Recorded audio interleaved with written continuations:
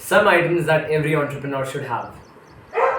Number one on the list would be the to-do list. So every entrepreneur must note down whatever they're feeling and what tasks they need to do. So the to-do list, it really helps in that. Number two would be a laptop with an internet connection. So this is really important. I don't even need to explain about it. Number three would be a tripod and some lighting. With the rise in social media marketing and content with very small duration, like reels and shorts, it's important that every entrepreneur must know how to brand their product or the startup, how it's working. In order to do that, you need to learn how to create good quality videos. In order to do that, you need some good lighting and a good tripod. Number four would be books. You need good books and you need to be educated about the world.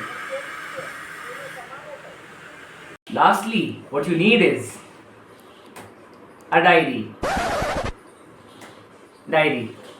And why a diary? Well, it's to organize your thoughts, plan out any further things you're gonna do, improvement goals, all sorts of stuff. And plus, it's a good place to vent out. Write anything you want, any trouble, any idea.